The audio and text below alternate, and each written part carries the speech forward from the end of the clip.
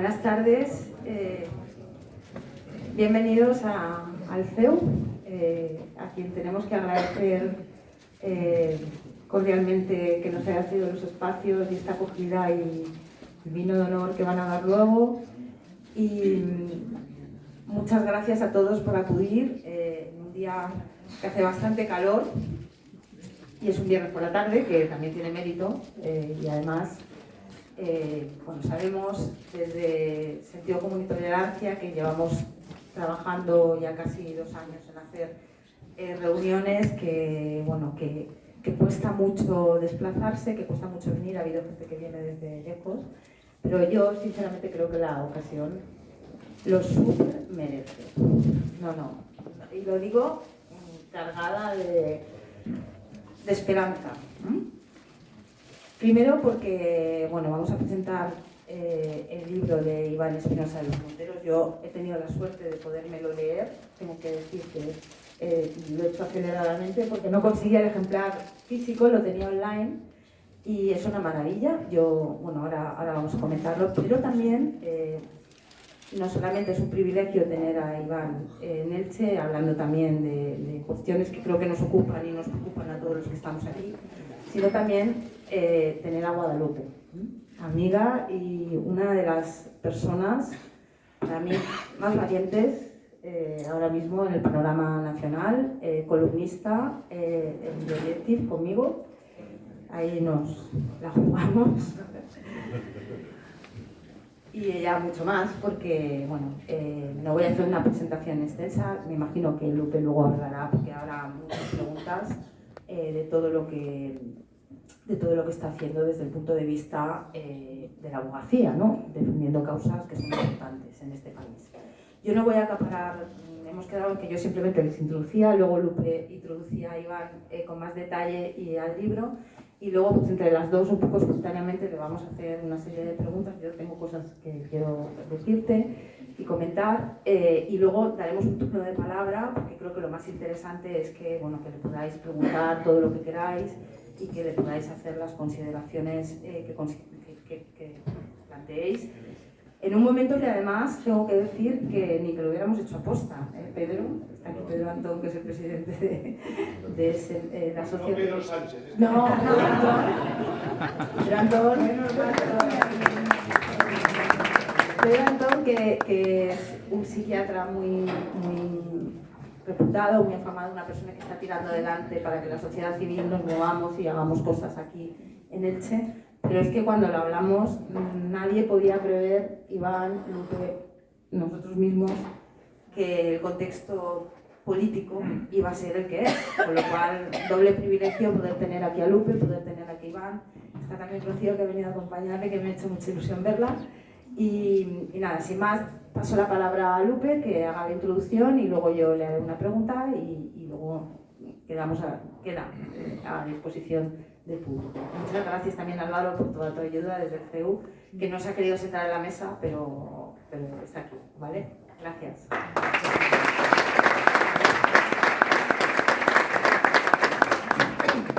Bueno, yo en primer lugar agradecer, al igual que Marta, a los organizadores y a todos los asistentes vuestra presencia aquí, porque no solo para presentar el libro a Iván, sino porque el contexto creo que lo merece, el actual contexto y la actual coyuntura político-mediática y social. Bueno, yo creo que es que Iván no necesita mucha presentación, es una superstar. Os puedo garantizar que en el trayecto de donde lo he recogido en Alicante hasta el aparcamiento al coche, pues lo han parado numerosas personas, le han pedido fotografías, y es porque, a pesar de haberse dedicado a la política con, desgraciadamente, el descrédito que eso conlleva en estos días, pues él creo que ha salido muy bien parado. Quizá porque representa todos esos valores que predica, ¿verdad? El mérito, la capacidad, la posibilidad de dedicarse a sus labores una vez ha finalizado su trayectoria en política, cosa que es bastante raro en en nuestros tiempos, donde la gente permanece aferrada a los cargos. Y bueno, yo cuando Iván sacó el libro, tengo que confesar que me costó conseguirlo, porque se agotó cuando estaba en preventa, y dio la casualidad de que lo recibí justo al mismo momento que el de otra persona que para mí merece también un reconocimiento en este país, que es el libro de Manuel Marchena, el libro de la justicia amenazada. Así que tuve casi que el privilegio de poder leerme uno después del otro. Y la sensación que me quedó cuando leí ambos libros es que además se complementan, en la parte de Estado de Derecho se complementan muchísimo, es que tenía delante el programa electoral que necesita España, que efectivamente, como dice el libro de Iván, España tiene solución y que tenemos a las personas preparadas para emprender el camino de salida de este estancamiento, de esta degradación en la que estamos, que el programa lo tenía delante y que lamentablemente esas personas pues, no están en primera línea de la política. Aún así, tengo que decir que hay una reflexión del libro de Iván, que es la primera pregunta que te voy a lanzar, que a mí me parece muy acertada. Él digamos que diagnostica parte de los problemas de nuestro país en una cuestión de mentalidad. Afirma con bastante razón que digamos que llevamos años de implantación de una suerte de mentalidad derrotista, resignada, por distintos factores, que es por lo que te voy a preguntar ahora.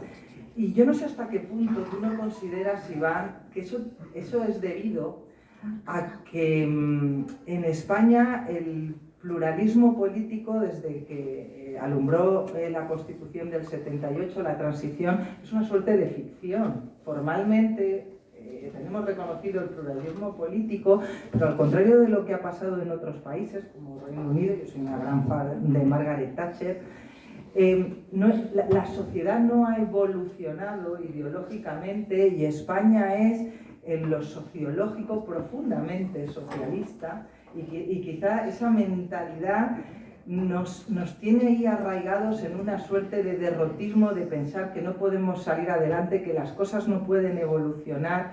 Y tú fijas una fecha muy interesante, que es el 11M,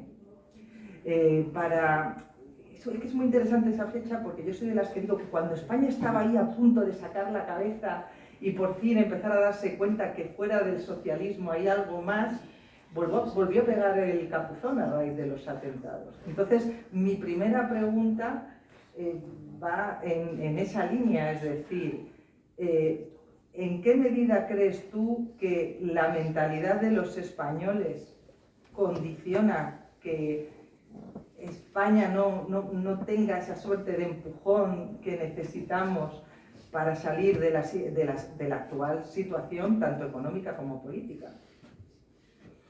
Bueno, pues muy buenas tardes, muchas gracias, por supuesto, a todos los asistentes. Un viernes por la tarde, con esta magnífica temperatura y este sitio tan bonito, tiene mérito meterse en una sala abarrotada, como estamos hoy, y lo aprecio mucho. Muchas gracias, vicerrector, muchas gracias, Arceu, muchas gracias, don Pedro, y a todos ustedes por asistir, como digo, y por supuesto a mis contertulias de hoy, que son un auténtico lujo. Marta, además de profesora, catedrática, si no me equivoco, ha sido compañera en el Congreso, no del mismo partido, y sin embargo siempre nos llevamos bien, nos entendimos bien, y yo creo que es un ejemplo de que en la vida se puede tener puntos en común y algunas discrepancias, y sin embargo mantener las buenas formas, que es siempre mucho más constructivo. Y Lupe, además de destacada abogada y periodista, pues ya es buena amiga desde hace mucho tiempo y compañera de viaje, también en el entendimiento de que las cosas se pueden hacer mucho mejor y sobre todo que las buenas formas no implican ningún tipo de debilidad de convicción, sino todo lo contrario. Uno puede tener especialmente buenas formas cuando está absolutamente seguro de lo que dice.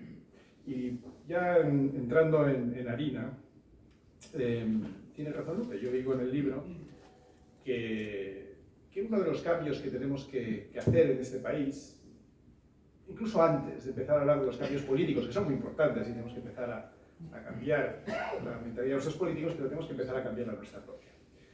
Y si Lupe decía que España es un país de mentalidad socialista, yo lo voy a matizar. España es un país de mentalidad colectivista. Milton Friedman, al que cito en el preámbulo del libro, hablaba siempre de los estatalistas o colectivistas de todos los partidos, de todos. No decía solo de los de la izquierda, porque en España la derecha tiende también a ser colectivista. ¿Por qué? Daría para otro libro. Pero tengamos en cuenta que los 40 años del régimen que precedió a la democracia, pues fueron no especialmente de izquierdas, más bien pues, un régimen del otro lado, pero tremendamente colectivista, tremendamente intervencionista, hasta el final, donde ya se empezó a abrir un poco más. Estará justificado, se comprenderá que un país devastado, aislado, tenía que salir adelante, y de hecho lo hizo de manera sorprendente, especialmente a partir del plan de estabilización del 59 y hasta la crisis del petróleo del 73, 14 años de crecimiento económico por encima del 7,5% compuesto. Para entender lo que eso significa, piensen ustedes, este gobierno está tremendamente orgulloso de crecer al 2,5%.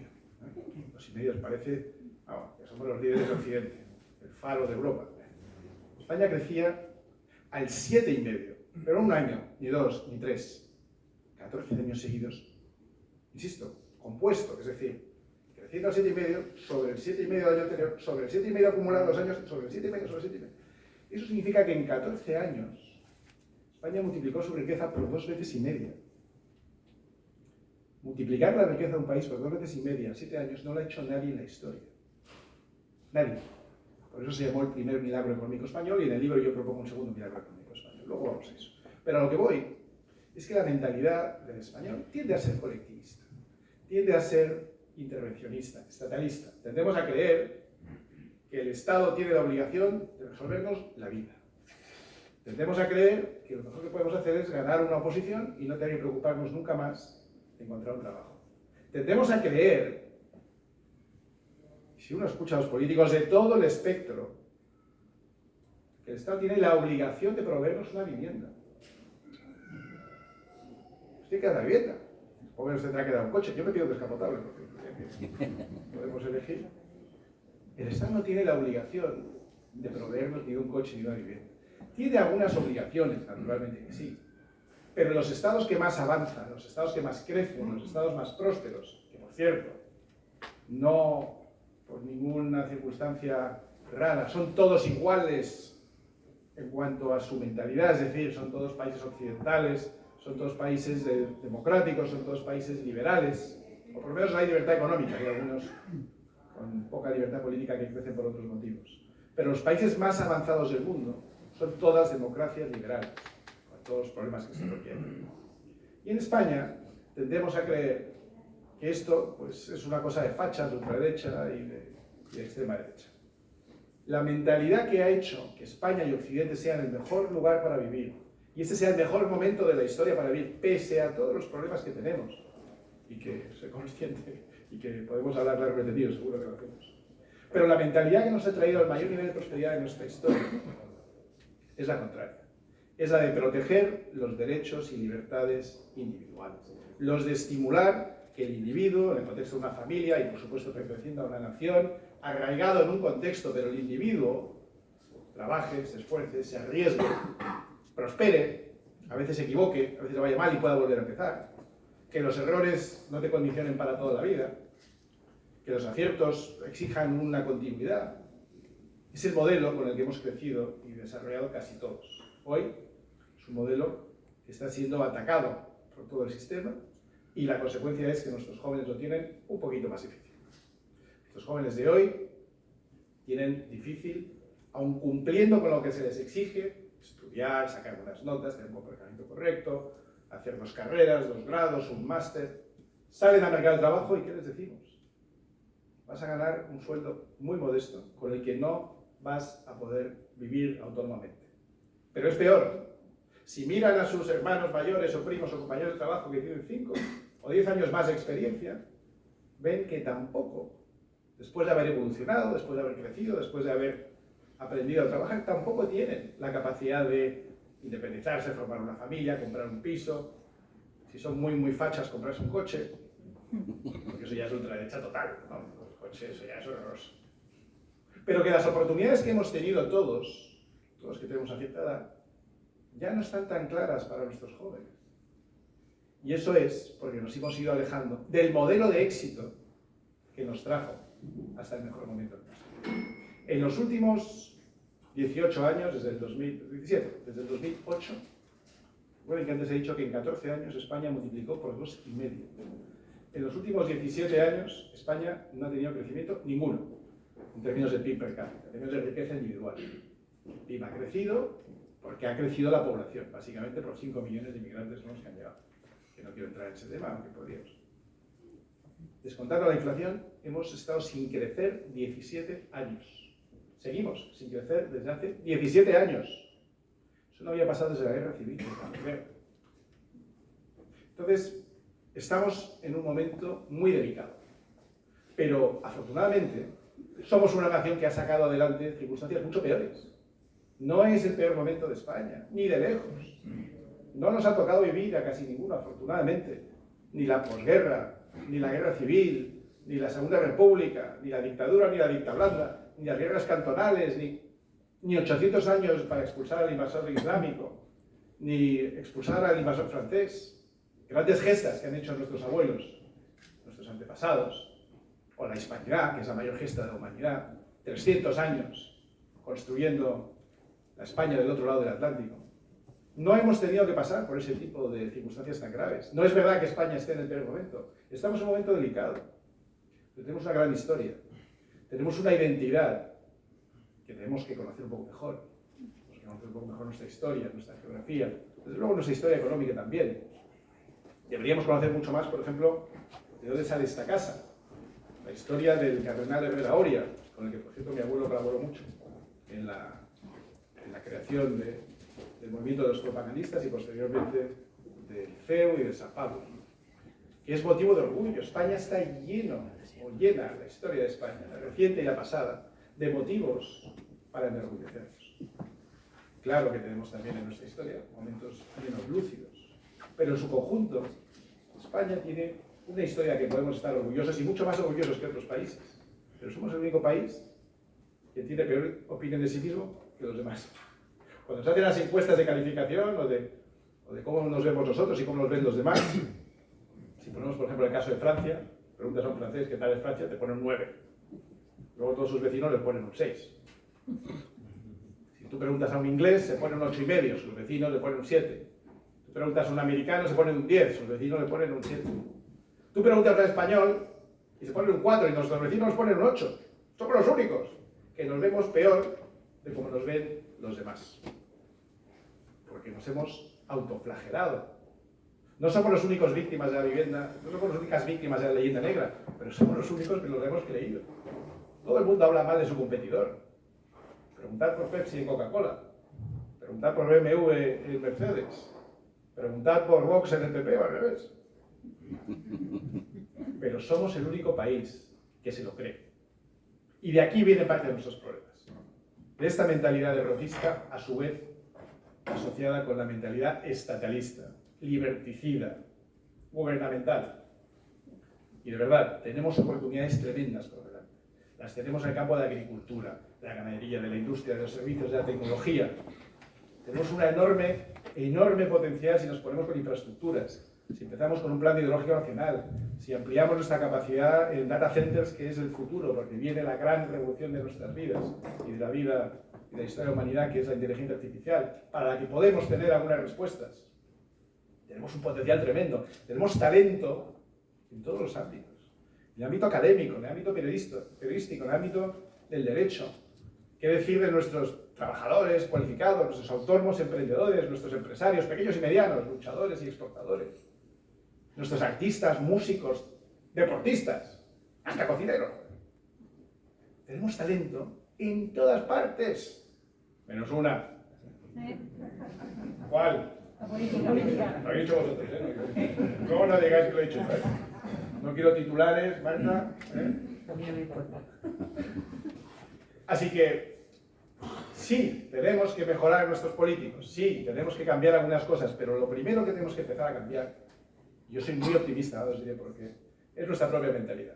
Y soy optimista porque veo, sobre todo en los jóvenes, un movimiento que yo creo que ya no tiene, ya no hay manera de tener. que es el de la defensa de la libertad. El de la defensa de la libertad económica, de la libertad en política, de la libertad individual. Esto es un movimiento que está empezando no ya a ganar adeptos, sino a generar cambios sustanciales muy significativos y muy visibles. Y si no, vean ustedes el caso de Argentina. La semana pasada, la ONU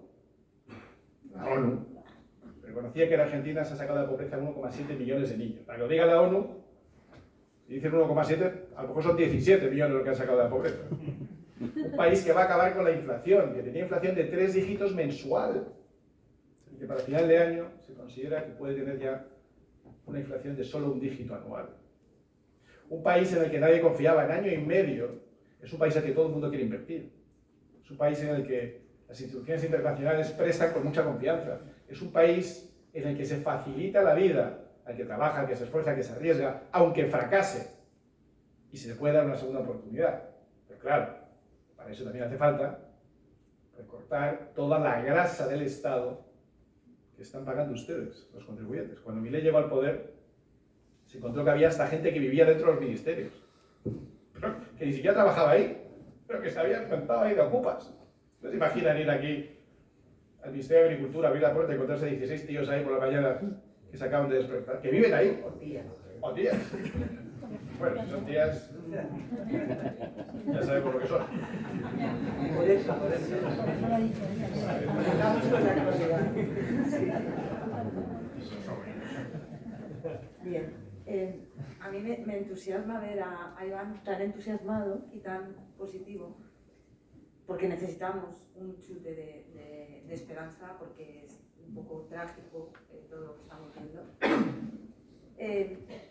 Yo efectivamente cuando he leído el libro he visto un programa electoral, claramente, pero un programa electoral que no es nuevo, o sea, es que son cosas de sentido común, un programa electoral, y siento volver a mi pasado, con el que yo me podía haber comprometido, con el que yo me comprometí cuando me metí en política, y ahora no tengo nada. Pero claro, el problema es que de los textos a los hechos hay que pasar por una vía que son las estructuras políticas y parlamentarias, ¿no? Y todo el establishment y toda la casta, que es lo único con lo que coincido con Pablo Iglesias. Efectivamente hay una casta, sí, y sigue estando, ¿no?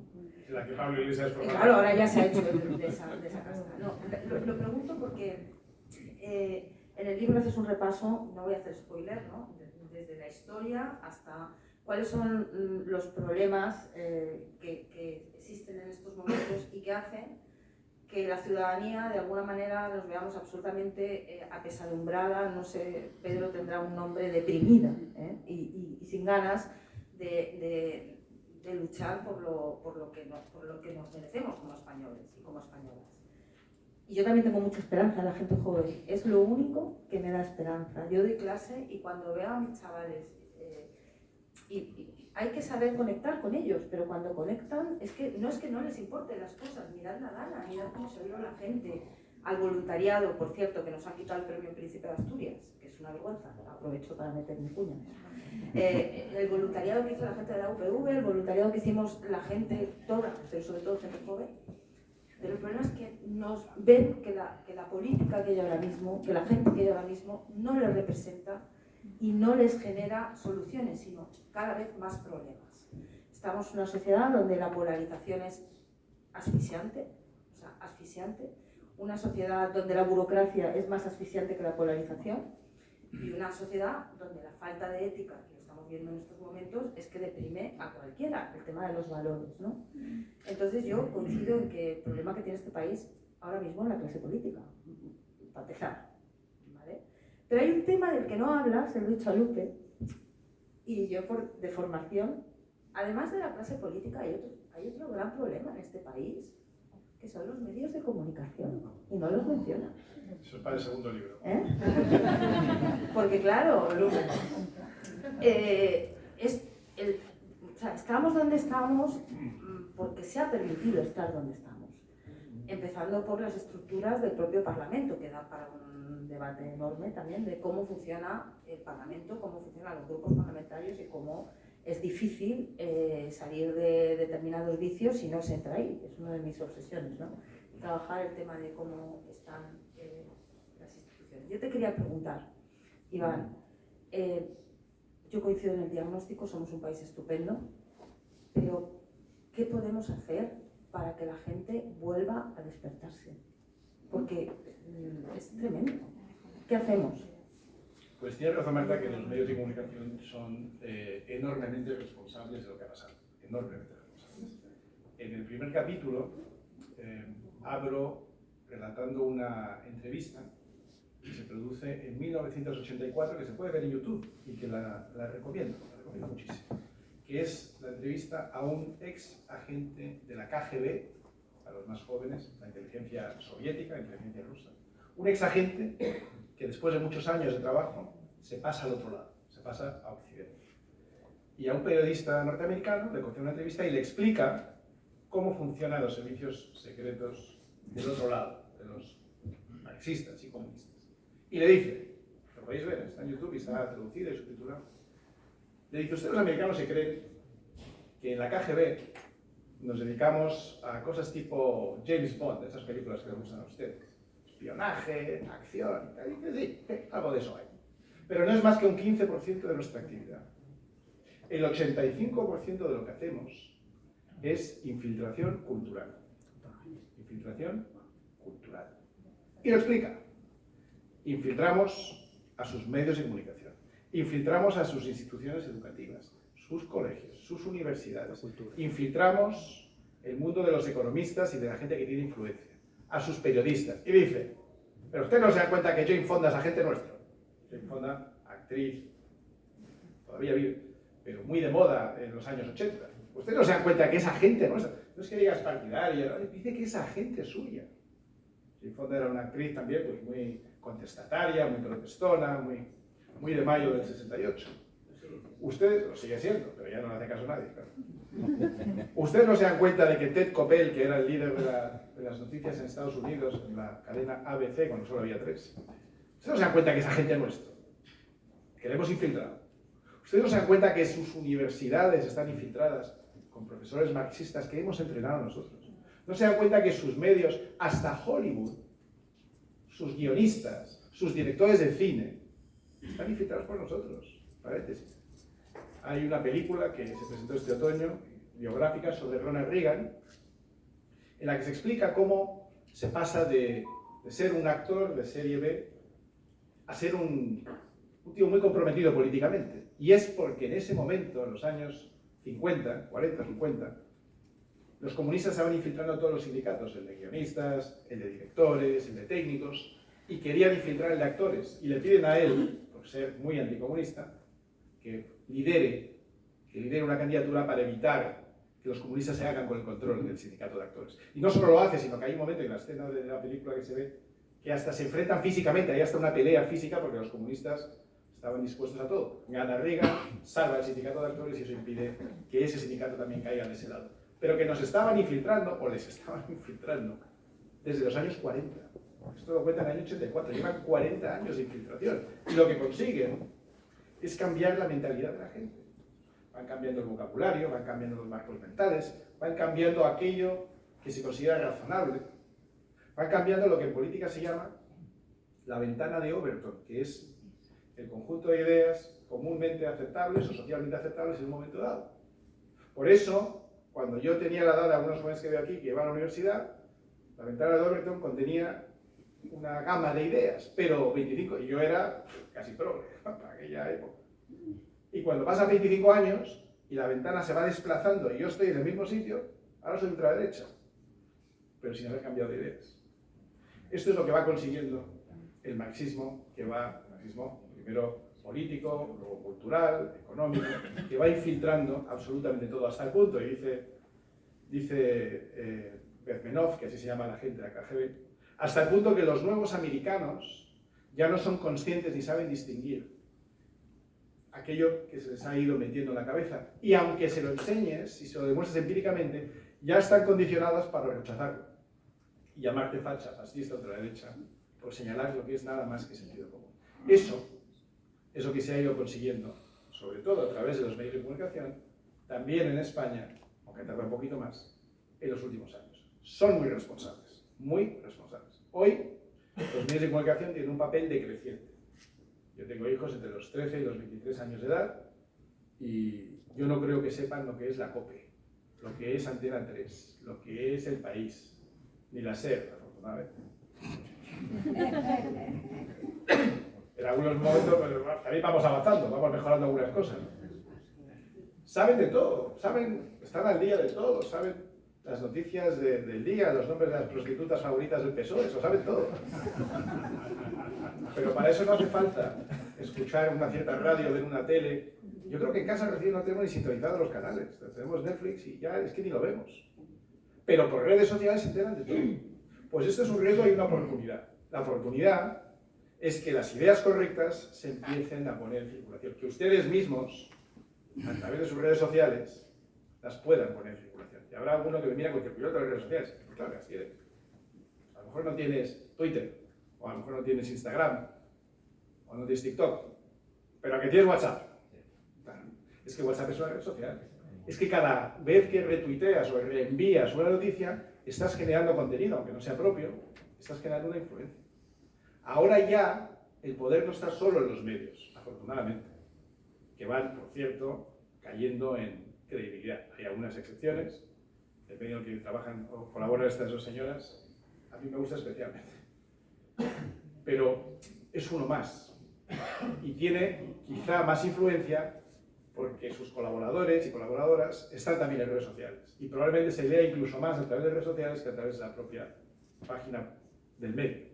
Así que los medios han hecho mucho daño, por activa y por pasiva.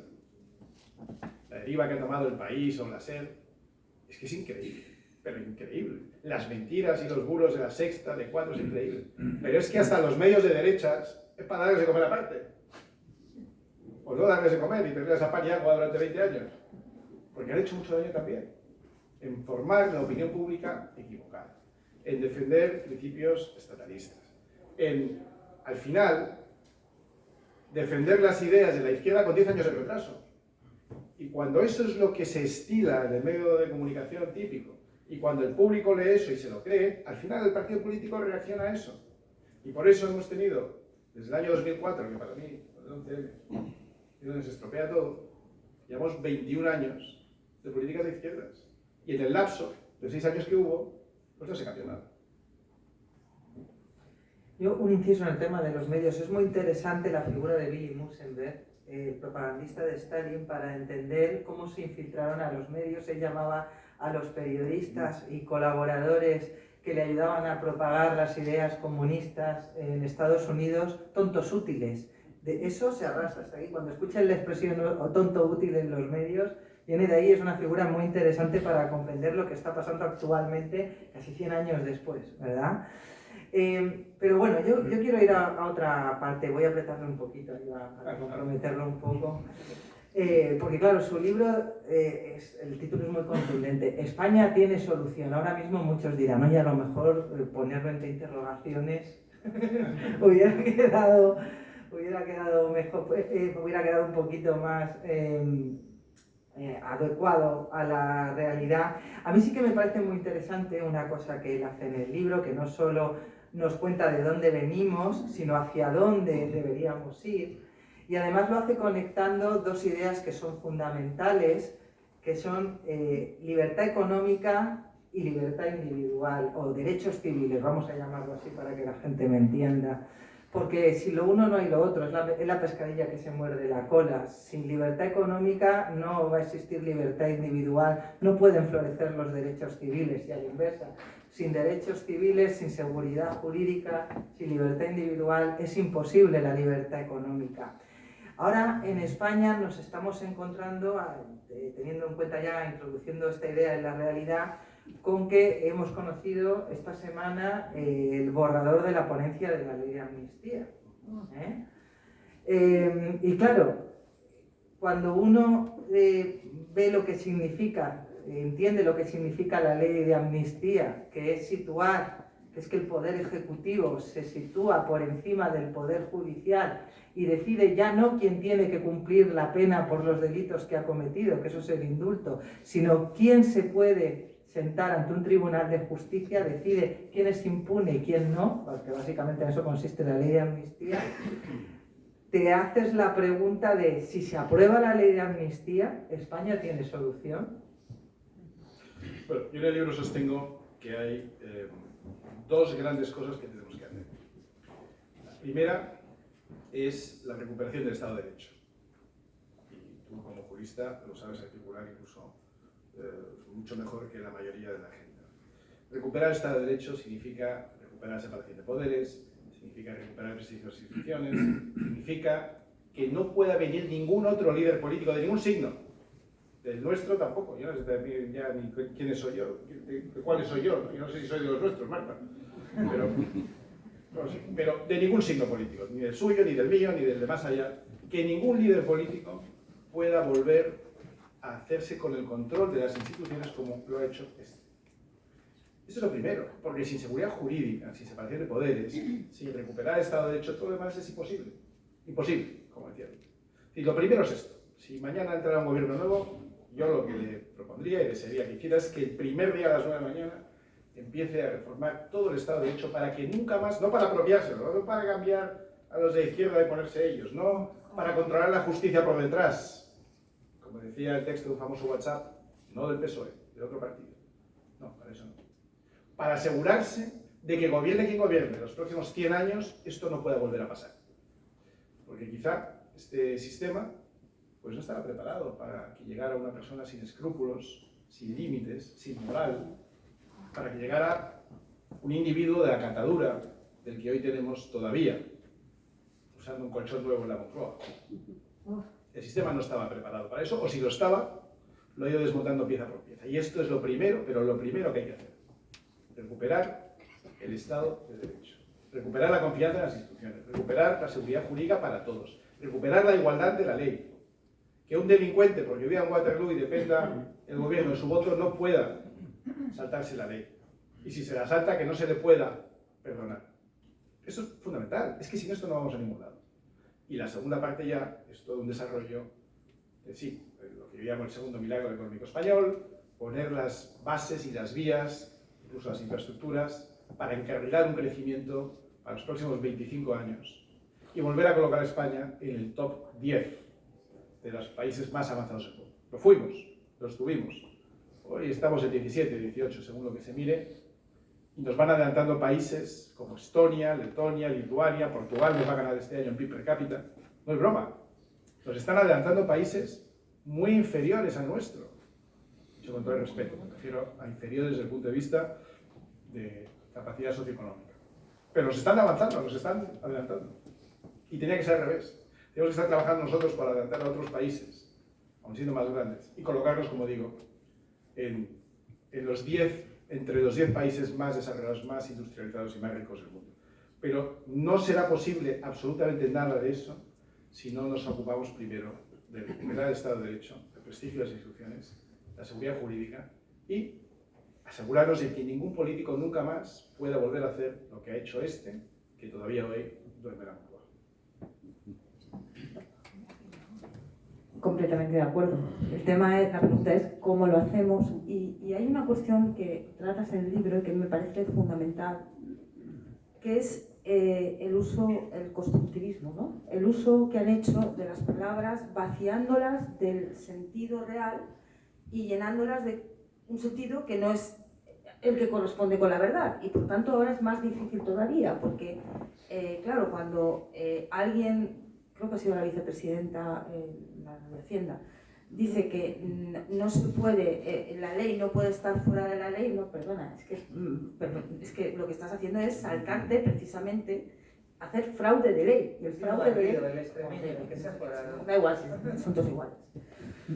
Entonces, claro, el problema está, y engarzo con otra cosa que tú sabes, porque estuvimos en exteriores juntos, por cierto, compartimos, y esto lo quiero remarcar, que ambos dejamos nuestras actas por cuestiones éticas. Esto es importante, que no somos de los que nos quedamos ahí esperando a que se acabara la legislación. Lo digo porque como somos de los pocos que lo hemos hecho, me gusta recordarlo. Pero una de las cuestiones que a mí me preocupa es que quienes han querido destruir el Estado de Derecho, quienes han querido destruir este país, lo primero que han hecho ha sido captar la educación desde hace 25 años. y han ido cambiando no solamente el sistema educativo, sino los contenidos y el sentido del lenguaje. De tal manera que cuando tú hablas con la gente que se ha educado en esta nueva ola, no estamos hablando de lo mismo. Es decir, hablas del Estado de Derecho, pero para ellos no entienden lo que es el Estado de Derecho, entonces es muy difícil motivar a esos jóvenes que en voluntad sí que quieren hacer cosas, pero que muchas veces les falta, y lo digo con todo el respeto, el sentido común de lo que significaban esas cosas, ¿no? Y a mí eso me preocupa, porque, como dice Lupe, hay una urgencia. Ahora mismo estamos en una urgencia. Si aprueban esa norma, estamos muertos. Estamos muertos. La igualdad de todos los españoles deja de estar. El respeto a las instituciones deja de estar. Pero yo tampoco tengo la esperanza de que la gente que está ahora en el poder vaya a conseguirlo. No digo los que están en el Partido Socialista, digo los que están en la oposición del Partido Socialista. Los que forman parte de la élite de ese gobierno no van a hacer nada, incluido el PNV, porque ahora la corrupción ya no les molesta, porque como tienen que seguir. Y los que están en la oposición tampoco nos dan muchas esperanzas de hacer un cambio. Entonces, ¿cómo podemos hacerlo? ¿Y cómo podemos convencer a la gente joven de lo que es una democracia? Que la democracia no es votar. O sea, votar es una condición sine qua non, pero no es la democracia. Se puede votar cosas que son antidemocráticas. Y las peores dictaduras que se han generado en la historia llegaron por las urnas. Y esto es difícil de que lo entiendan, ¿no? Entonces, ¿qué podemos hacer urgentemente? Porque es que no tenemos tiempo. No tenemos los 25 años que han usado los nacionalistas para darles la vuelta a los conceptos. ¿Cómo lo hacemos? Bueno, hay algunos problemas de los que tiene España que son fáciles de solucionar y solo requiere voluntad política. Y hay otros que son muy difíciles. Los que son de cambio de mentalidad. Estos son los más difíciles de todos, porque no se hace por decreto ley. Requiere una constancia como la que ha demostrado el otro lado, el otro campo. Por ejemplo, que el tema de los separatismos, es increíble lo que han deteriorado la convivencia en España en solo 40 años los separatistas. Es increíble cómo han llegado a modificar la percepción de la realidad, la historia. A mí hay una institución pública, no me gusta ninguna en general, pero hay una que me fascina en Cataluña, que es el Instituto de la Nueva Historia. Piénsalo por un momento. La nueva historia, es buenísimo el nombre, ¿no? O sea, vamos a crear nueva historia, vamos a cambiar la historia para contárosla como nos conviene a nosotros. Pero es que lo dicen así abiertamente. Instituto de la Nueva Historia. Es increíble. Increíble el desparpajo de esto, ya no se oculta. Pero es que esto es lo que la izquierda y el separatismo lleva haciendo muchos años. Y efectivamente, manipulando el lenguaje. En el libro cito, para que vean ustedes, que no soy un sectario, a Pablo Iglesias, el de ahora. Pablo Iglesias Turrión. Y hay un vídeo por ahí que también lo pueden ver, lo cito literal, y él dice, vamos a ver, es una asamblea así la gente. A todos nos gusta hacer amor, ¿sí o no? No sé. Ya, pero el amor lo hacemos desnudos, ¿verdad? Sí. Ya, pero para llegar ahí hay que vestirse bien. ¿A que sí? Y luego ya, cuando ya has ligado, ya te quitas la ropa y te muestras como eres. Pero tú primero te tienes que vestir bien. Y dice, pues en política es lo mismo. Tenemos que vestirnos bien, no físicamente, porque hay que ver cómo van vestidos. Bueno, hay alguna que ha ido mejorando, ¿verdad? La masonaria de alguna calidad que gasta buena parte de nuestro presupuesto. Oye, me parece que la gente mejore, también está bien. Pero no se refiere a eso. Se refiere a revestir las ideas con palabras, como dice él, que mola. Y dice, dictadura del proletariado no mola, mola democracia. Así que cuando queráis decir dictadura del proletariado, tenéis que decir democracia. Estamos aquí para salvar la democracia, aunque realmente están aquí para imponer la dictadura del proletariado. No mola decir acabar con las libertades económicas de los españoles. Así que tenéis que decir justicia social. No mola decir extraer las rentas hasta el infinito de los españoles vía impuestos. Así que tenéis que decir financiar la sanidad española. Y así, sucesivamente. ¿Usted qué pasa? ¿Que no quiere financiar la sanidad? O sea, hombre, yo lo que no quería era financiar las prostitutas de Ábalos, pero bueno, si no importa. Pero como va el mismo paquete, pues si te quejas de las prostitutas, entonces que no quieres financiar la sanidad. Y ya de ahí lo que quieres es que la gente se muera de cáncer, tú lo que quieres es que los viejecitos no tengan pensión. Oiga, yo lo que quiero es que usted no malgaste el dinero del conjunto de los contribuyentes españoles. Por cierto, que poco se utiliza ya la palabra contribuyente. Se usa pueblo, se usa gente, tal, la gente, pero los contribuyentes, los que contribuyen de forma activa y pasiva y a veces sin darse cuenta, porque no se dan cuenta de cuántos impuestos y cotizaciones sociales les quitan de su nombre. Pero volviendo al tema, de nuevo, esto es lo que la izquierda hace muy bien. Hace 25 años, España, que es un país familiar, no se hubiera planteado jamás matar a los abuelos. Los abuelos vivían en casa, nos ocupábamos de ellos, y eso se llamaba eutanasia. Y la izquierda, que quiere acabar con los abuelos, lo primero que hace es modificar el lenguaje, porque eutanasia, pues suena muy duro. Entonces ya no lo vamos a llamar eutanasia, vamos a llamar muerte digna. ¿No? Manolo, ¿tú qué quieres? ¿Una muerte digna o indigna? Coño, digna. Yo prefiero digna, si puedo elegir, ¿no? Digna y digna, coño, digna. Digna. Yo quiero una muerte digna. Bueno, ya hemos cambiado el vocabulario. Ahora tenemos que cambiar la percepción de la realidad. ¿Cómo lo hace la izquierda? Con una película. Pones ahí un Javier Bardem o una Penélope Cruz, en este caso un Javier Bardem. Haces una peli, la verdad que muy bien hecha, sobre Ramón Sampedro, un caso dramático, marginal por estadísticamente improbable, pero lo pones como si fuera la centralidad del problema, ¿no? Le das 12 Goyas y un Oscar, y toda España viéndola. Claro, si tú ves eso, con que tengas un gramo de humanidad, pues te pones en posición, entiendes la situación de Ramón Sampedro y tú también quieres el derecho a una muerte digna, ¿vale? Ya tenemos la palabra, ahora ya tenemos la percepción de la realidad desviada. Lo siguiente que es generar una demanda social. Generar una demanda social. Estos tíos se tienen bien el mercado. Antes de dar la oferta hay que generar la demanda. ¿Y cómo se genera demanda social? Pues una vez que hemos cambiado el vocabulario y el marco mental, dotamos a las asociaciones y tejido social e instituciones, ONGs, observatorios, regados con pasta que habéis puesto vosotros con vuestros impuestos, vosotros contribuyentes, y donde solo hay gente de su lado, para que empiecen a demandar esos nuevos derechos. Y salen a la calle y montan pancartas, y cada vez son más. Primero unos cuantos en La Coruña, luego unos tíos en Sevilla, luego otros tíos en Zamora, pero cada vez son más porque, claro, ahí hay pasta. Subvencionados. Subvencionados por todos nosotros, nos guste o no. Y cuando ya pasan 5 o 10 o 15 años de lucha desde la sociedad civil, que han generado la demanda, hasta que un día vienen a Madrid, evidentemente coordinados con los partidos, se les unen los sindicatos, se les unen las ONGs, viene la SER, les pregunta, el país les saca fotos, portada, marea por los derechos civiles en favor de la muerte digna. Y ante la evidencia de que hay una demanda de la sociedad civil que no podemos parar, el Partido Socialista propone su oferta. Ante la demanda de la muerte digna, traemos la ley de la muerte digna. Nos lo están pidiendo los españoles en la calle. Lo traen al Congreso. Lo aprueban, por supuesto. El PP se opone, por supuesto. Y a los 5 años lo asume como si lo hubiera inventado ellos. Ese es el procedimiento. Y así con todo. Da igual que hablemos de eutanasia, que del aborto, que de los impuestos altos. ¿O quién fue el que puso los impuestos más altos en España? Que no fue Montero, fue Montoro. ¡Que fue Montoro! Bueno, digo que no sé si soy de los nuestros. Es que no sé si soy de los nuestros. Pues así es como funciona el proceso legislativo. Se te ha olvidado una última fase, me vas a permitir que te corrija.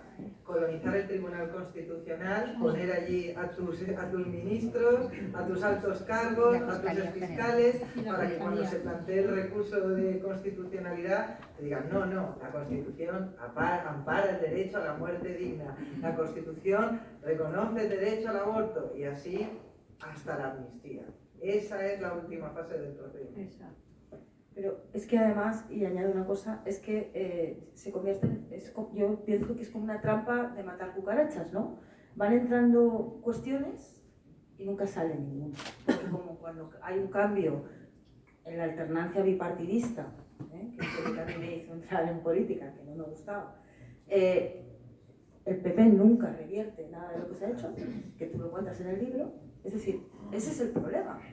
Que es que puede haber un cambio de gobierno, espero que lo haya pronto, pero tiene que haber un compromiso de que algunas de las cuestiones que se han puesto y que se han tirado para adelante, y estoy pensando, por ejemplo, en temas feministas, que yo...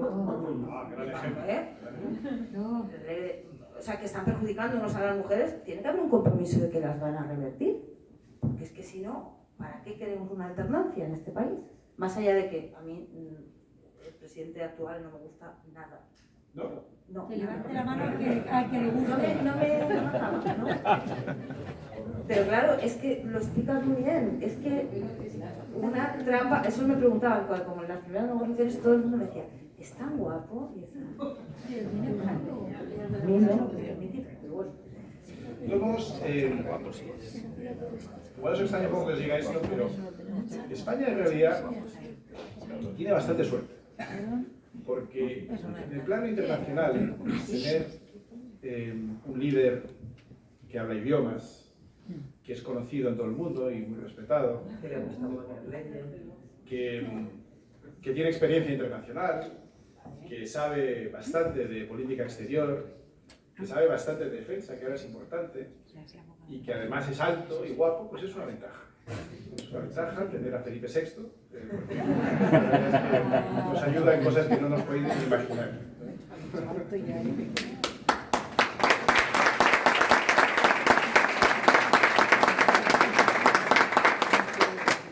Pero la pregunta, Iván, es ¿qué podemos hacer cada uno de nosotros y de nosotras? ¿Qué podemos hacer? ¿Qué puede hacer cada individuo por separado? Pues es muy difícil de contestar. Desde luego, vuelvo a deciros que tenéis todos en el móvil, y me extrañaría ver aquí una sola persona que no tenga móvil, tenéis un instrumento de cambio, tenéis un elemento disruptivo, en el mejor sentido, para generar opinión en vuestro entorno. Tenéis capacidad de influir en ese entorno, que pueden ser vuestros compañeros del trabajo o de clase, pueden ser vuestros vecinos, vuestra familia, el cuñado que sigue votando a la izquierda a pesar de todo, todos tenemos uno. En ese ámbito tenéis una cierta capacidad de impacto individual. Para eso hay que estar, primero, convencido, segundo, pues bien informado, bien leído. Recomiendo que leáis las columnas de Marte de Lupe y de gente así en The Objective. Y tenéis una cierta capacidad individual. Pero más allá de eso, yo os invito a que también os asociéis. La izquierda se asocia muy bien, la izquierda está todo el día creando asociaciones, sindicatos, observatorios, y nosotros tenemos que hacerlo también. Hay algunas instituciones ya creadas, hay instituciones educativas como esta casa, que están muy bien, que hacen su labor en la batalla cultural. Pero también hay que crear tejidos asociativos en el ámbito más cercano, en el ámbito de los vecinos, en el ámbito... ¿Qué es lo que hace la izquierda? ¿Qué es lo que hace el separatismo también? Pero si crean hasta grupos para salir a la montaña, grupos deportivos, grupos de madres en los parques, grupos de deporte de los niños, en todo el ámbito en el que nos movemos, tenemos la capacidad de asociarnos y crear un poco de ese tejido social que la izquierda y el separatismo llevan muchos años dominando. Las asociaciones vecinales es el mejor ejemplo. En Madrid, por no irme mucho más lejos, el nacimiento de Podemos, cuando no existía todavía, los círculos de Podemos, quizá os suene un poco raro, pero se generan físicamente en las sedes, ¿sabéis de dónde? De Cáritas. ¿Vale? De Cáritas. Y financieramente y estructuralmente de las federaciones de asociaciones de vecinos, financiadas durante 8 años con un total de más de 20 millones de euros. 20 millones de euros a lo largo de los 8 años, no al año. Pero más de 20 millones de euros por el Ayuntamiento de Madrid que gobernaba el PP, ¿vale? Federaciones nacionales de vecinos, con 20 kilos, más los espacios que dejaba Cáritas, de ahí nace Podemos. ¿Cómo es posible? ¿Y por qué en el otro lado no existe lo mismo? Tenemos que organizarnos, tenemos que crear tejido asociativo, tenemos que ser capaces de aunarnos para combatir todo aquello que está mal, con independencia de luego qué partido votéis. No es un partido político lo que os estoy sugiriendo. Os estoy diciendo que os suméis a iniciativas existentes o bien que las creéis en vuestro entorno. Eso es lo que podemos hacer. Y desde luego, ser mucho más exigentes con nuestros políticos, ser mucho más exigentes con nuestros dirigentes, con alcaldes, concejales, diputados autonómicos o provinciales, y no digamos con diputados, senadores y gobierno, pero mucho más exigentes. Tenemos que serlo en público y en privado, en nuestras redes sociales y si nos encontramos por la calle. No estoy diciendo que acosemos a nadie, ¿eh? La gente también tiene derecho a tener, si va un diputado con sus hijos por la calle, no es el mejor momento, aunque sea de izquierdas, no. Pero si deja a los hijos un momento y se va a tomar una caña, ahí sí. Ahí sí.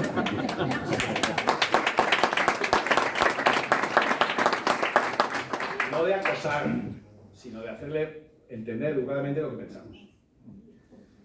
De exigir, ahora es un buen momento, para exigir a la izquierda y a los separatistas que se retraten, si de verdad están dispuestos a apoyar proactivamente, no decir, bueno, esto no va conmigo, esto, bueno, ayer la presidenta de Navarra, qué disgusto.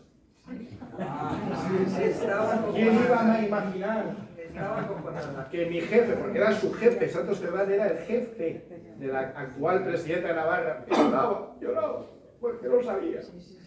Ella no sabía que su jefe, de toda la vida, era un putero, que cobraba comisiones, que había creado, fíjate, este sí que habría creado un tejido asociativo, Santos Cerdán, con Coldo, con Ábalos, eso sí que tenían un tejido asociativo. Lo que pasa es que está tipificado, ¿eh? Sí. Pero bueno, no han hecho nada. Con las que quieren abolir la prostitución, pues ya sabes de dónde viene todo, del cargo de conciencia. Quieren abolir aquello. Bueno, pero mira, hablando precisamente de lo que está comentando Iván en relación a no tener miedo y a desde la sociedad civil emprender iniciativas a través del tejido asociativo existente, a través de nuevos, es muy importante conectarlo con una cosa que él trata en el libro cuando hablas de la ideología woke, que es no ceder ante la tentación de la autocensura, ¿verdad? Había una cosa que decía Margaret Thatcher, que el pluralismo se construye a base de no ceder ante el falso consenso, porque el falso consenso ¿en qué consiste? En opina uno y en decir que eso es lo que opinan todos, es decir, no se construye a base de distintas opiniones y llegar a un acuerdo, sino que o estás de acuerdo con esto o te expulsamos. Ahora mismo vivimos en un entorno que estamos saliendo poquito a poquito, en el que mucha gente tiene miedo, y además se está profundizando legislativamente en que tengamos más miedo todavía, en decir lo que se piensa, y además cuando son cosas totalmente razonables. No sé, ahora mismo decir que es una mujer, identificar a una mujer con el sexo biológico femenino es algo ultrafascista, transfobo y ultraderechista. Facha total, ¿no? Es facha total. Cuando, hablando de la ventana de Overton y de los consensos, pues eso hace 10 años es que era una pregunta que ni nos planteábamos que hubiera que tener que contestar, hubiera que tener que responder. Entonces, el hecho de no ceder ante esa tentación de la autocensura, de no dar un paso atrás y mantenernos firmes ante ese constructivismo del que hablaba Marta, que pretende vaciar el lenguaje y rellenarlo con un significado distinto al que tiene, que cómo nos favorece a la izquierda, es muy importante no ceder ante el lenguaje inclusivo. Yo había escuchado al fiscal general del Estado decir, si yo dimito, el que va a entrar va a ser un fiscal o una fiscala que va a tener una posición institucional muy débil. Claro, fiscala, o sea, es que no podemos ceder, parecen tonterías, hay que ridiculizarlo, por supuesto, pero no podemos ceder ante eso, porque al final de lo que se trata es de asaltar culturalmente todos los elementos sobre los que se construye la nación española, empezando, como decía Gramsci, sobre la cultura, derribar las bases de la clase media, de la burguesía, arrasando con todos los elementos culturales, empezando por el lenguaje. A mí esa parte del libro me gustaría que la desarrollara, porque es que está muy bien. Bueno, Gramsci, como ustedes saben, es el fundador del Partido Comunista Italiano, y es el primero que propone una nueva visión del marxismo. El marxismo, como saben ustedes, es una ideología fundamentalmente violenta porque busca la revolución. La primera revolución, el primer gran éxito del marxismo es la revolución rusa, que es violenta. y mediante ese método pretende llegar al poder. Gramsci es el primero que sugiere hacerlo de una manera más civilina, que es por la revolución cultural. Es decir, que estamos diciendo aquí, infiltrarlo absolutamente todo. Por cierto, Gramsci ponía especial énfasis en infiltrar la Iglesia. Y creo que en algún momento se ha conseguido. Hasta los puntos más elevados de la Iglesia. En fin, eso es un pequeño... No es casualidad que está enterrado en un cementerio protestante, porque era un gran anticatólico. No era anticristiano, pero era anticatólico. Bien. Pues Gramsci propone, como digo, esta infiltración cultural que luego se va desarrollando con gran éxito en distintos sitios. Propone esa infiltración cultural y donde más y mejor se empieza a ver es a partir del gran fracaso del comunismo, que es la caída del muro de Berlín el 8 de noviembre de 1989. De nuevo, para los más jóvenes, hasta ese momento, Europa se dividía en dos, la Europa libre y la Europa comunista, y durante décadas tuvimos que aguantar las monsergas de la izquierda, queriéndonos convencer de que la izquierda, el marxismo, los países comunistas eran superiores intelectualmente, culturalmente, económicamente, socialmente, hasta deportivamente, ¿no? En las Olimpiadas había algo de guerra fría, hacían trampas, se dopaban, pero bueno, eso es historia. Cuando cae el muro de Berlín, por una serie de coincidencias peripatéticas, verdaderamente nadie hubiera adivinado esa mañana lo que iba a pasar por la noche, lo cuento en el libro también, pero cuando cae el muro, de manera completamente inesperada, hay riadas de gente que corren de un lado para otro, pero ¿saben qué? Todos corrían en el mismo sentido. Nadie corría a abrazar el comunismo, nadie. De la misma manera que nadie se juega la vida cruzando un océano infectado de tiburones para escapar de Miami y llegar a Cuba. ¿No? Nadie sale de Algeciras jugándose la vida para ver si llega a África. O Venezuela. Los flujos migratorios van siempre en el mismo sentido, hacia los países más avanzados, más civilizados, más modernos y que más oportunidades. Pues bien, después de la caída del muro de Berlín, autores como Fukuyama dicen que esto es el final, el fin de la historia, se llamó aquel libro. Dice que ya se ha acabado la dicotomía entre capitalismo y marxismo, entre libertad y opresión estatalista, porque ya ha quedado demostrado de manera muy evidente el fracaso de un modelo y el éxito del otro. Se derrumbó no ya un modelo, sino todo lo que ello conllevaba. Pero en los 90, la izquierda, la que dimos por noqueada en la lona, como si fuera un luchador, no estaba noqueada y se levanta y empieza a asumir una reformulación de su ideología ya maltrecha y empieza a utilizar, gracias al neolenguaje, y esto es lo que escribió Orwell, es que Orwell lo ponía casi en plan comedia en sus libros de los años 48-49, pero es que ha pasado de verdad. Y empiezan a redefinir con la neolengua conceptos y asumiendo banderas que nunca fueron suyas. Por ejemplo, ¿dónde creen ustedes que las mujeres tenían más derechos? ¿En la Europa comunista o en la Inglaterra victoriana, donde, si han visto Mary Poppins, sale la madre perfectamente señora conservadora a luchar por los derechos y el voto del sufragio femenino? Pues se consiguen en los países liberales, no en los países comunistas. ¿Qué tal vivían los homosexuales en la Cuba de Castro? Pues se les metía un tiro, porque Che Guevara decía que eran unos degenerados. Sin embargo, en San Francisco, o en Londres, o en París, podían vivir bastante mejor. Pues bien, la izquierda coge banderas que nunca fueron suyas, cambia su nombre y cambia su significado. Donde antes los derechos de mujeres se respetaban precisamente donde ellos no triunfaban, cambian el nombre, lo empiezan a llamar feminismo, neofeminismo, cambian el significado de lo que aquello era y se convierte, esto es lo que dice Gramsci, en una batalla entre mujeres y hombres. Como ya no hay, porque el gran invento del siglo XX occidental es la clase media, ya no hay opresión, ya no hay opresor y oprimido entre el trabajador y el explotador malvado, ahora buscamos otra manera de confrontar mujeres contra hombres. Tomamos la bandera del feminismo y hacemos nuestra, dice la izquierda. Gays contra heteros.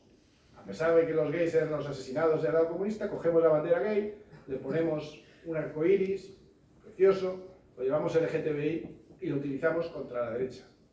Y lo mismo con el medio ambiente, y lo mismo con los trans, y lo mismo así sucesivamente. Siempre buscan confrontar y tener una víctima y un victimario, dividir, separar y así vencer. Esto es lo que se ha aplicado en España desde el año 2004. Cuando Zapatero llega al poder, no de manera prevista y tampoco de manera casual, sino después de un atentado. Por cierto, Jaime Mayoreja, el que fuera ministro de Interior, ha dicho la semana pasada en una entrevista que lo he escuchado, habrán visto ustedes, que ese atentado fue obra de unos servicios secretos extranjeros. Y dijo que no era Marruecos. Y esto enlaza con lo que decías tú, Lupe. En un momento en el que España crecía, amenazaba posiciones de otros países. Parecía que íbamos a adelantar a Italia y a Francia, sobre todo a Francia. Y en ese momento se produce un atentado que lo cambia todo, absolutamente todo. Y cuando Zapatero, como consecuencia de ese atentado, llega a donde nunca hubiera llegado por méritos propios. Fin de la presentación. Haga clic para salir. No voy a hacer clic porque nos echan. Zapatero nunca hubiera llegado a ese gobierno. Y una vez que llega, es consciente de que la única manera de perpetuarse en el poder, de repetir, es dividiéndonos. Y por tanto, la ley de memoria histórica, la constante apelación a Franco. Franco estaba olvidado, nadie se acordaba de Franco en el año 2004. Si hacía 29 años que había muerto, ¿quién estaba pensando en Franco? España estaba pensando en su futuro, en el crecimiento, en la prosperidad, en mejorar. Pues Zapatero nos retrotrae otra vez al franquismo, a la guerra civil, a los buenos y los malos, a su abuelo. Parecía que tenía un abuelo, tenía dos, uno de cada bando, pero él solo hablaba de su abuelo del bando republicano, y de ahí hasta hoy todos hemos vivido estos 21 años, que es un desastre continuo, no paliado ni mejorado. La violencia de género para enfrentar a hombres y mujeres, juzgar a personas de manera distinta por el mismo comportamiento en función de su sexo, la sustitución de la palabra sexo por la de género, el género es autopercibido, en fin, las locuras que hemos vivido, y que nos hemos tragado como si fueran normales. Entonces, España tiene solución. Tenemos un futuro brillante, pero tenemos que empezar a cambiar algunas cosas. Tenemos que empezar a volver al sentido común, a recordar de dónde viene nuestra prosperidad, cómo hemos conseguido crecer, cómo hemos conseguido mejorar, cómo hemos conseguido crear una sociedad con una gran clase media, que es la que da estabilidad, que es la que da futuro, que es la que da tranquilidad y seguridad a un país. Todo esto es lo que tenemos que empezar a recuperar. Yo os sugiero, porque si no, se hace un poco tarde, que abramos un turno de preguntas, si os parece, Marta, de interrumpir. Y a partir de aquí atendamos a nuestros invitados.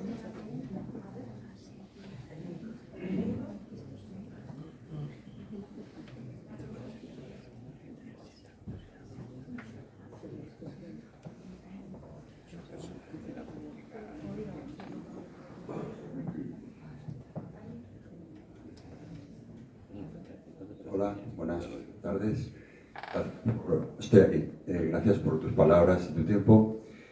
Quería irme un poquito hacia el pasado y preguntarte si consideras que la Constitución del 78 y su concepto del Estado de las Autonomías es una base que ayuda o dificulta ese cambio que necesita España.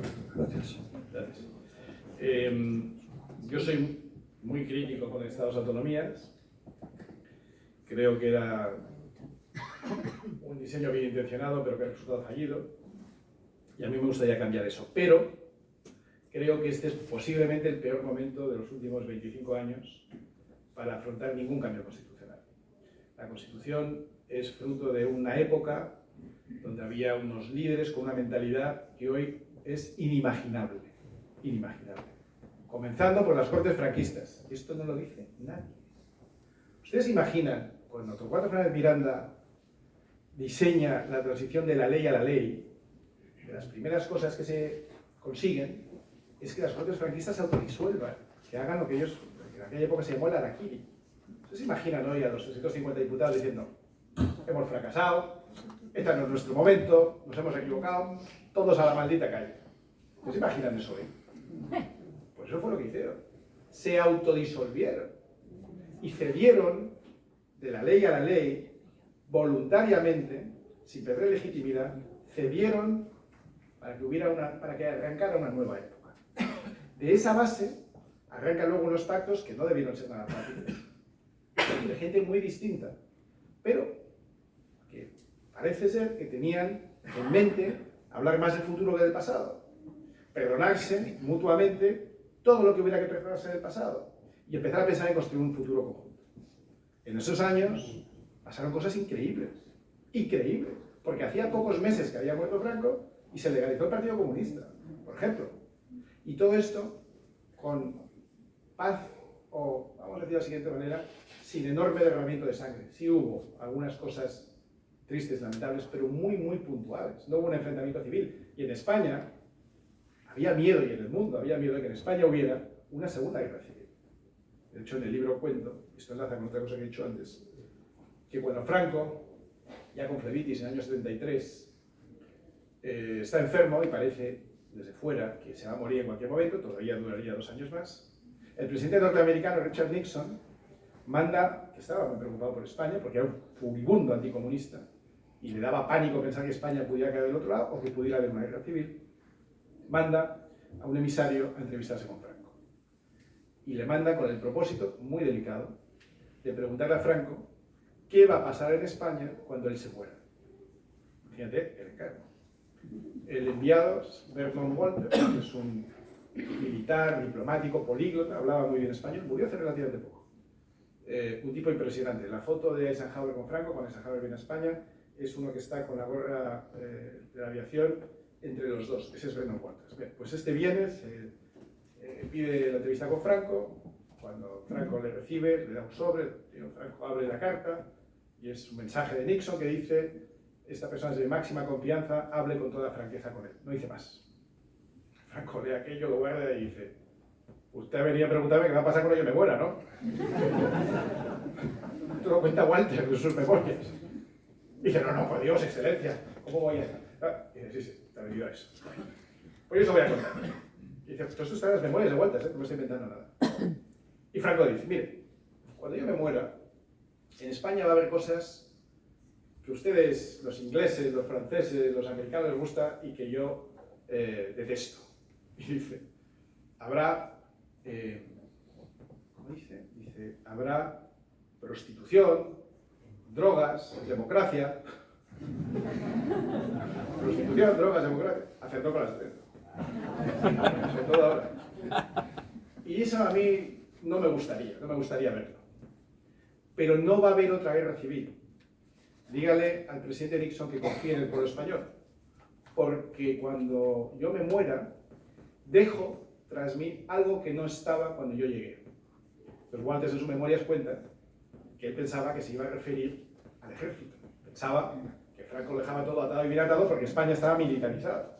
Pero no fue eso lo que Franco le dijo. Lo que Franco dijo fue: dejo detrás de mí algo que no encontré cuando llegué, que es la clase media.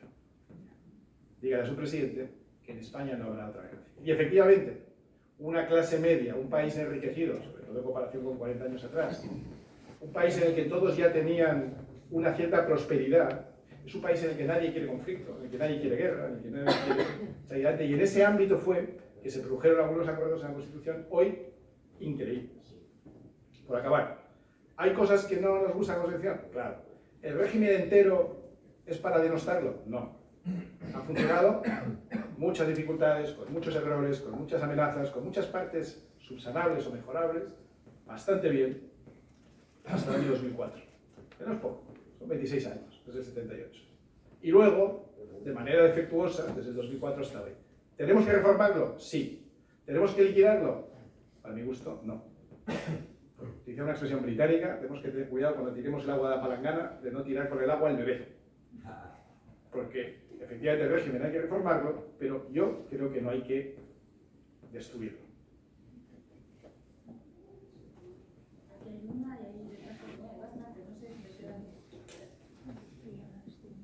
Hola. Bueno, quiero preguntarte, ¿qué mensaje le mandarías a los jóvenes de este país? Pues a los jóvenes les daría varios mensajes. El primero y fundamental es que empecéis a desarrollar los mejores hábitos posibles. Porque los hábitos que desarrolléis hoy os acompañarán toda vuestra vida. Y es más fácil adquirirlos cuando se es joven que cuando se es súper joven como yo, pero ya no tanto. Ya no tanto. A mi edad, todavía Lupe y Marta están en edad de hacerlo, pero a mi edad pues es mucho más difícil adquirir buenos hábitos nuevos. a la vuestra ese momento perfecto de adquirir esos buenos hábitos. ¿Cuáles son esos buenos hábitos? Pues el hábito del trabajo, el hábito de la lectura, el hábito de rodearte de gente que te ayude a mejorar en todos los ámbitos, en el ámbito intelectual, en el ámbito laboral, en el ámbito incluso deportivo. Si te haces amigos que van al gimnasio, a que no sabes dónde vas a acabar yendo. Al gimnasio. Si te haces amigos que estudian mucho, a que no sabes lo que va a acabar pasando. Que estudian mucho. Si te haces amigos que trabajan bien, a que no sabes lo que va a acabar pasando. Que trabajas bien. Porque todos somos producto del ambiente en el que nos desarrollamos. La familia en la que crecemos, eso no lo elegimos, pero los compañeros, los amigos, los profesores que uno elige en la universidad, eso sí lo eligen. Y por tanto, yo te diría, escoge buenos hábitos de todo tipo, empieza a ponerlos en práctica cuanto antes, porque te habituarás y será mucho más fácil en la vida si te habitúas a trabajar, a ahorrar lo poquito que se pueda. En el libro, por cierto, digo un capítulo dentro de las pensiones que daría para una conferencia entera.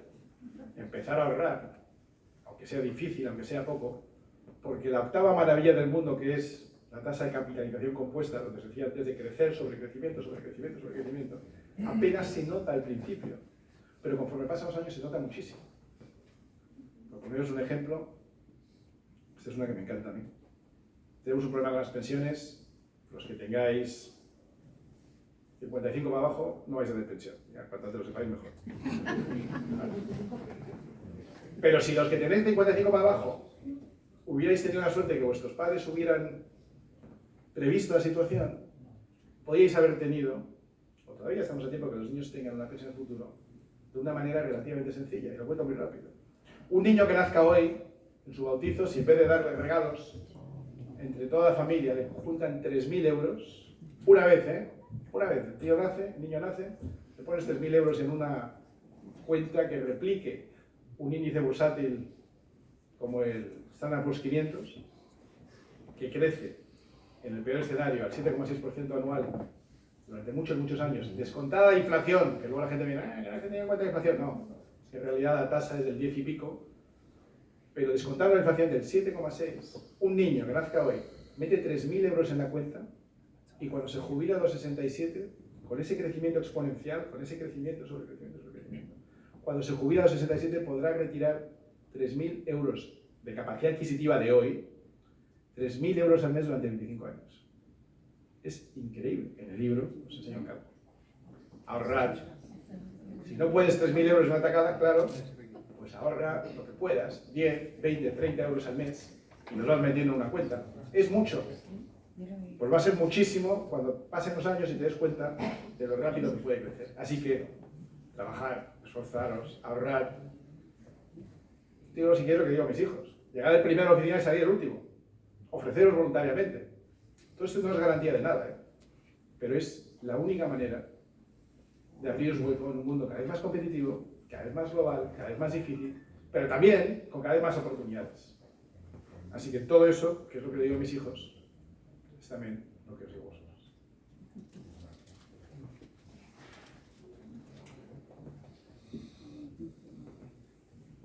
Muchas gracias, Iván. Es un placer tenerte aquí, es una suerte, un lujo. Muchas gracias. El título España tiene solución, yo estoy seguro que sí tiene solución con personas como tú, políticos que han demostrado, como bien dice Lupe, cumplir requisitos de mérito y capacidad sobrados. Para mí eres el político más preparado, más inteligente y con la cabeza más amueblada que pueda haber en la esfera política española. Pero el problema que yo veo con el título España tiene solución son los votantes, la ciudadanía. Bueno, tengo voz de tenor. ahora Patrick vuelve. Lo que veo, el título de España tiene solución, de cara a los votantes, vivimos una ciudadanía que está dividida, está fragmentada, hay mucho descerebrado, además sin complejo, analfabeto, que además que grita, franquista, eres un fascista, eres un tal. Realmente el problema de eso parecen hooligans de fútbol, ¿no? Como forofos, y les da igual si su partido puede estar todos corrompidos o no, pero siempre te va a decir que tú más y tú más. Entonces el problema que yo veo no es tanto los políticos, sino los votantes. Es en esta ciudadanía que anda un poco perdida y que corre como pollo sin cabeza por las redes sociales y con un nivel de analfabetismo brutal. ¿Cómo conseguimos que esos votantes cambien de postura? Gracias.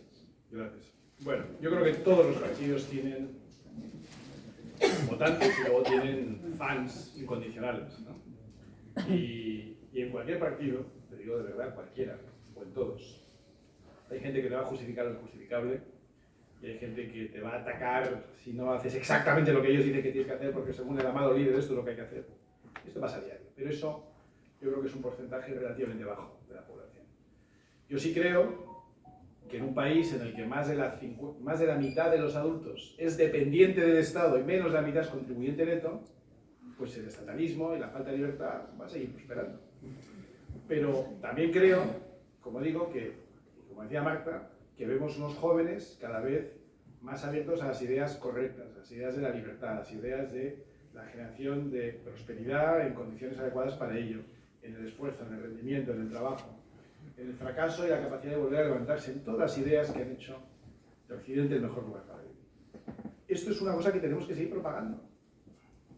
Cuando el cardenal Herrera Oria le pone el nombre de propagandistas a su movimiento, a su asociación, no es un nombre elegido al azar. Esa institución, tiene una función. No es solo la educativa. Es la educativa en un contexto de propagar las ideas correctas, de educar correctamente, de educar en ciertos valores. Bueno, pues instituciones como esta, medios de comunicación o aportaciones literarias como las que tenemos aquí, las ideas correctas, correctamente propagadas, son las que van a ir generando ese cambio. Pero es verdad que hay tíos que se toman la política como el fútbol, y el que es del Betis nunca ve penalti cuando lo comete su defensa, y siempre lo ve en el área contraria, ¿no? Contra eso hay muy poco que hacer, pero hay que centrarse en la gente que yo creo que constituye, te diría, el 90% de los votantes, que es gente que se mueve en función de algunas ideas, pero que son capaces de escuchar, capaces de razonar, capaces de, bueno, pues escuchar un buen argumento y de pensárselo. A lo mejor no darte la razón a la primera, porque eso en España no se estila mucho, pero se puede quedar pensándolo. Y por tanto, insisto mucho en nuestra labor, con la vuestra, con la de todos, como propagandistas. Gabriel era propagandista de la fe católica, pero nosotros tenemos que ser propagandistas de todas las ideas correctas, para que empecemos a tener un impacto en nuestro entorno y eso a su vez tenga un impacto en el conjunto de España.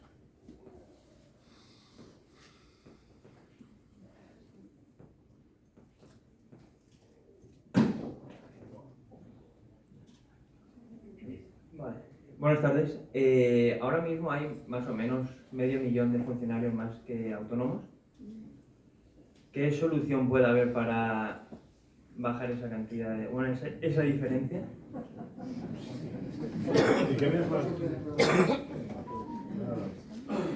Bueno, yo creo que la solución es generar muchos más autónomos, que esos autónomos, por cierto, tengan la oportunidad de crecer para transformarse en pequeñas empresas, que esas pequeñas empresas que se van creando, más las que ya hay, se conviertan en medianas y ojalá medianas exportadoras, porque competimos, como decíamos antes, en un mundo global lleno de oportunidades, pero también lleno de competidores.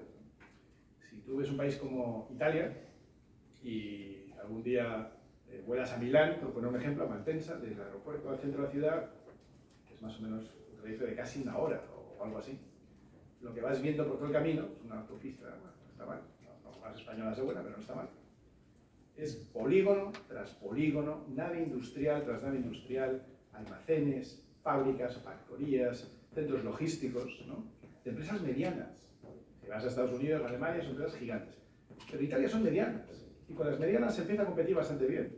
Porque hay economías de escala que hacen que puedas obtener ganancias de productividad. Si no mejoramos la productividad, no podremos subir sueldos. Y la productividad se logra mediante mejoras de tecnología, sistemas más eficientes, escala. Y España tiene una gran oportunidad ahora mismo de que esos autónomos crezcan para ser pequeñas o medianas empresas. Hay también una oportunidad de la que se habla poco, que es generacional, una oportunidad que tenéis los jóvenes de adquirir negocios, pequeñas empresas de personas que se están jubilando y no tienen relevo generacional, o bien porque no tienen hijos, o bien porque no tienen hijos a los que les interese, no tienen relevo generacional. Hay infinidad de pequeños negocios, de talleres, de comercios, de actividades generadas por autónomos que se pueden adquirir y ojalá seamos capaces de hacerlas crecer, quizá fusionar unas con otras, crear una ola de fusiones y adquisiciones para empezar a dar un poquito de tamaño y beneficiarse de esas economías de escala, innovar gracias a la sangre joven que va entrando, empezar a aplicar nuevas tecnologías, empezar a aplicar nuevas técnicas de marketing y ventas, aprovechar las redes sociales para dar canales de distribución nuevos a productos y servicios que antes hacían de manera tradicional. Las oportunidades son inmensas, pero se trata de crear el marco normativo, fiscal, mercantil, laboral, jurídico en general, y la mentalidad de que prosperar es bueno, trabajar es bueno, esforzarse es bueno, generar riqueza es bueno, generar empleo merece un premio, por lo menos el premio de reconocimiento social, por lo menos. Que cuando veáis a alguien que ha creado 2, 3, 15 puestos de trabajo, digan, este tío sí que merece la pena. Esta tía, mira qué empresa ha montado. Y esta mañana he estado con la Cámara de Comercio de la provincia de Alicante. Joder. Una gente que de verdad que merecen una medalla cada uno. España, esta provincia especialmente, Alicante, no sé por qué, pero sois una provincia emprendedora. Sois una provincia con capacidad de generación de oportunidades, tenéis ideas, sois creativos. He estado con gente que ha creado su propia industria, he estado con gente que ya es tercera generación, que heredó una industria muy antigua, pero le ha dado una vuelta y parece una cosa completamente diferente, genera nuevas marcas, nuevos packaging, nuevas líneas de negocio. Sois una comunidad vibrante. Luego, aquí lo que hay que hacer es estimular, facilitar, no subvencionar, no dar ayudas, no. Facilitar, quitar barreras, reducir impuestos, bajar cotizaciones, acabar ya con las 1000 inspecciones que hay, que no hacen más que dificultar la creación de empleo. Por supuesto, proteger los hechos de trabajo, ya claro, es que esto va de suyo. Pero generar un estado mental, aparte del normativo, un estado mental que haga que el autónomo, el emprendedor, el comerciante, el empresario, sea un héroe, el héroe de la película, no el malo, que es lo que tenemos hoy en día en España. Y con eso, aunque tengamos 3,5 millones de funcionarios, con eso España sale adelante. Lo tengo yo. Bueno, va relacionado con lo que él ha comentado, independientemente. A ver, espera que me he quedado un poco bloqueado por no la respuesta. Bueno, la pregunta va sobre, para mí, después de una conclusión, después de lo que has estado hablando, que me parece todo correcto y creo que todo el mundo está de acuerdo, creo que al final el problema que tenemos en este país es el Estado, que el Estado en sí es demasiado pesado. Y mi pregunta concreta es, ¿qué porcentaje crees tú que es el ideal que debe pesar el Estado para que la nación pueda evolucionar? O sea, ¿cuánto nos deben sustraer para poder desarrollarnos y poder seguir desarrollándonos, poder seguir creciendo y manteniendo, porque al final las ideas todas son válidas. Tanto, yo obviamente tengo unas ideas más liberales, pero también entiendo que socialmente es difícil que las personas renunciemos a ciertos servicios que ya tenemos, aunque se puede discutir cómo se hacen. Pero bueno, mi pregunta básicamente es, ¿en qué porcentaje deberíamos quedarnos para no sentir que nos están robando? Que el Estado no nos aplasta. Porque ahora mismo, claro, muy bonito esto de decir, bueno, hay que coger empresas, yo lo veo a diario. Es muy difícil, hoy en día muy difícil, que una empresa con 8, 10, 12 trabajadores pueda mantenerse sin hacer trampa. Es que es así. Conozco muchísimas empresas que dicen, funciono bien. A nadie le hago 3 preguntas, enseguida saco que no pueden hacerlo bien, porque es que es imposible. No se puede mantener una empresa al final al precio que se cobran los servicios, cómo funciona el sistema. Con lo cual y resumo la pregunta que es la que he dicho antes, ¿cuál crees que es el porcentaje ideal para que una sociedad se pueda desarrollar? Crecer a la vez que mantiene ciertos servicios mínimos. No sé si me he explicado bien. Perfectamente. Luego estoy un poco nervioso, pero bueno. Perfectamente. Lo has explicado muy bien. No hay una fórmula matemática producto de una función aritmética que te diga el número es tanto. No lo hay. Lo que hay es un número que hoy está por el 45-46%, que es el tamaño de la economía pública en conjunto, o el tamaño del público en conjunto de economía. Tenemos, vamos a decir, un 45% de economía pública y un 55% de economía fuertemente regulada. no es una economía libre. 45 es una barbaridad. La otra referencia que tenemos es la de la Biblia, que te habla del diezmo, pues entre el 10%, que no estaría mal, ¿no? Y el 45, no hay un número específico, pero ¿cuál es el paradigma? Pues un Estado tan pequeño como sea posible, mientras mantenga las funciones esenciales que son necesarias. Tan pequeño como sea posible, mientras mantenga las funciones que son esenciales. ¿Cuáles son las funciones esenciales? Yo creo que las conocemos todos. Hay que mantener un sistema de defensa, hay que tener un sistema de orden interno, que se puede llamar materia de interior, hay que tener unos servicios sanitarios suficientes, hay que tener unos servicios sociales suficientes, porque no somos la jungla, somos un país solidario y no podemos perder nuestro carácter humanístico.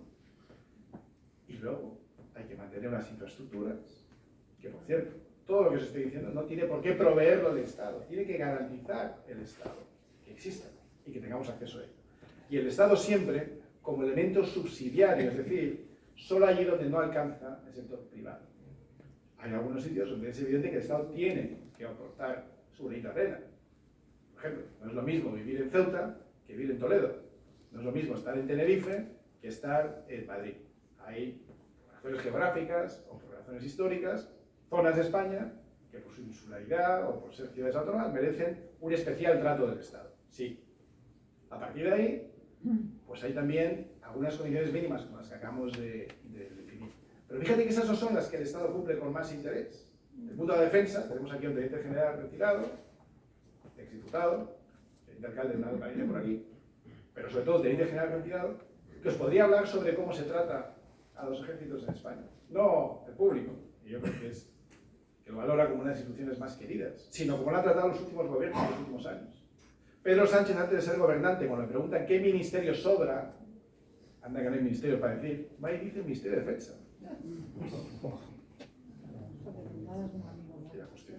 Luego, una vez que provees la seguridad, la defensa, los servicios básicos, la justicia, la sanidad, la educación, que los garantizas, insisto, que los garantizas, pues el Estado más pequeño posible, de tal manera que provea los servicios suficientes. Pero ahí te sobra gasto por todos lados. O sea, las subvenciones a las valquirias nicaragüenses no son esenciales, ¿sabes? Las subvenciones a las feministas, a los colectivos LGTB, el tema de las prostitutas, por el PSOE, no es esencial no es. ¿Sabes? No es. Pero hay mucho que se puede recortar. Mi ley nos ha demostrado que se pueden suprimir ministerios enteros y no pasa nada, sino que el país va mejor. Y aquellos ministerios donde sí existe la necesidad de existir, se pueden rediseñar, se puede hacer una reingeniería, como por cierto se hace en todas las empresas del mundo, que son cada día más eficientes, cada día aprovechan mejor las economías de escala precisamente, y cada día hacen más con menos. Aquí no, aquí hacemos en lo estatal, cada vez hacemos menos con más recursos. Disculpa, bueno. Disculpa, simplemente pues el 23,5%. ¿Lo crees? ¿Pero lo crees que ese sería un porcentaje con el que podría funcionar un país? Pues la mitad de lo que tenemos hoy es el doble de lo que dice la Biblia. Perfecto, muchas gracias.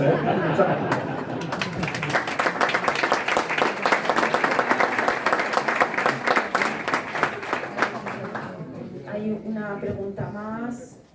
Yo creo que vamos a ir ya tratando de concluir. ¿Se oye? Sí. Bueno, pues lo digo a voz.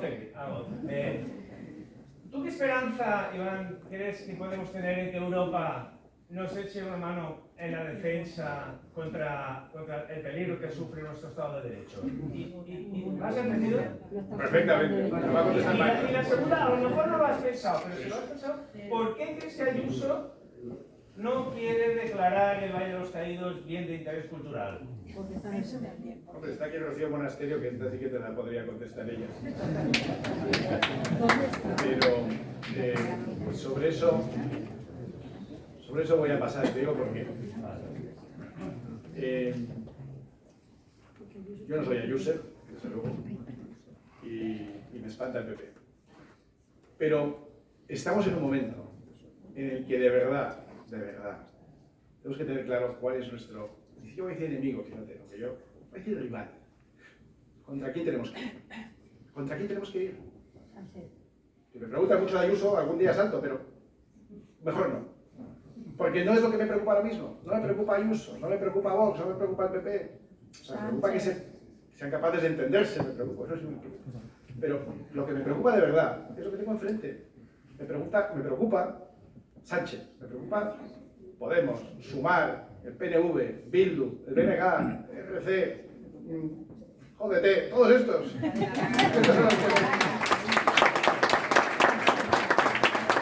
son los que hacen daño. Y los demás, hay cosas que me gustan, cosas que no, pero que no es eso, que ese momento ya ha pasado, que ya hemos perdido unas elecciones que no teníamos que haber perdido en el año 23. Que si seguimos peleándonos, no vamos a volver a recuperar el control del Congreso y por tanto el gobierno de España nunca.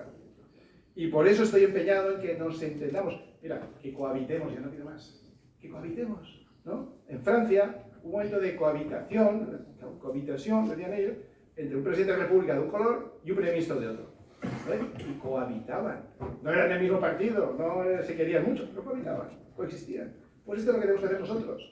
Los partidos, los medios, los centros educativos, la gente que influye, la gente que escribe, la gente que enseña, la gente que tiene un gramo de influencia. Mi batalla es que dejemos de pelearnos entre nosotros y nos centremos en lo que tenemos enfrente. Y por eso no te voy a decir nada de Ayuso. Ahí hay cosas... Pero no, es que no lo voy a decir. ¿Y Europa qué? Europa está fomentando lo que pasa aquí. ¿Por qué no contestas tú, Marco? Porque estamos de acuerdo seguro. Cero. Yo no estoy de acuerdo, ¿eh? Yo creo, a ver, yo tenía mucha fe, ¿eh? Y yo no puedo hablar de muchas otras cosas. Estaban exteriores, yo llegué de Rondón, pero sí estaba en educación. Y en educación tenemos un problema muy gordo, que es la ley CELA, y tuvimos un problema muy gordo que yo intenté por todas las vías. Ya sé que Europa no tenía competencias, pero había alguna vía subterfugia por la cual eran derechos de menores, se podía, y no respondieron, Lupe, no respondieron. Pero es que y no respondieron tampoco los eurodiputados que teníamos. Estamos confundiendo primero las instituciones con las personas que ocupan los puestos en esas instituciones actualmente, y estamos también confundiendo la Europa política con la Unión Europea jurídica. Yo quiero recordar que esta semana se ha publicado el texto de un informe que ha presentado la Comisión Europea. Estamos hablando de que cuando nos dicen Comisión Europea, von der Leyen, y es como que va de retro, ¿verdad? Pero claro, es que detrás de von der Leyen hay una serie de personas, de funcionarios, de servidores públicos. Se trata de un escrito de alegaciones ante el Tribunal de Justicia de la Unión Europea. No estamos hablando del Parlamento Europeo, no estamos hablando sino ante un Tribunal de Justicia. La Comisión Europea se muestra muy excepcionalmente crítica, hasta el punto de que yo he visto ahí una palabra que fui de las primeras que utilicé. Yo utilicé el término autoamnistía el 7 de septiembre de 2023, cuando todavía empezaban los pedrollos y todo esto a escribir sobre que sí, que era constitucional y tal. Pues yo hablé de que no era constitucional porque era una amnistía, y eso está en el informe. Y dicen abiertamente que se opone a los tratados y es contraria al Estado de Derecho. Entonces, el problema es que, claro, corremos el riesgo precisamente de participar de la polarización, identificando las instituciones con las personas que lo habitan. Y yo, como te puedes imaginar, y como dice Iván, pues prefiero no opinar de von der Leyen ahora mismo, es decir, pues me aguanto. Pero es que von der Leyen no es Europa, y aunque hay muchas cosas a nivel institucional también en Europa que se pueden y que se deben mejorar, yo creo que sí que nos podemos encontrar una sorpresa. De ahí las prisas del Tribunal Constitucional con aprobar la amnistía en un pleno ahora en el mes de julio. Porque no quieren hacerlo antes de que el Tribunal de Justicia de la Unión Europea se pronuncie sobre la cuestión prejudicial planteada. El guirigay que se va a montar, imaginaros, por un lado te va a decir, tienes al Tribunal Constitucional diciendo que está amparada por la Constitución y que hay que amnistiar a todo el mundo, y el Tribunal de Justicia de la Unión Europea diciéndote que no, que hay que expulsarla del ordenamiento jurídico, que es lo que haces a quien ya se ha beneficiado de la norma penal más favorable. Pero bueno, esto es un debate jurídico muy interesante, pero yo creo que en ese marco jurídico nos tenemos que aferrar a eso, porque si alguien impidió, por ejemplo, que este gobierno asaltara el Poder Judicial mucho antes y digamos que colonizara el Consejo General del Poder Judicial, fue Europa, concretamente el dinero europeo, pero fue Europa. Así que yo creo que tenemos que darles por lo menos una oportunidad antes de lanzarnos contra ellos y vamos a ver qué es lo que sucede. Yo en esto, hagan caso a Lupe, que aparte de que es una abogada espectacular, yo creo que es un poco bruja. Entonces, hagan caso a Lupe porque ojalá salga lo que estás planteando. Yo me fío muchísimo porque ella tiene mucha experiencia y creo que sabe mucho.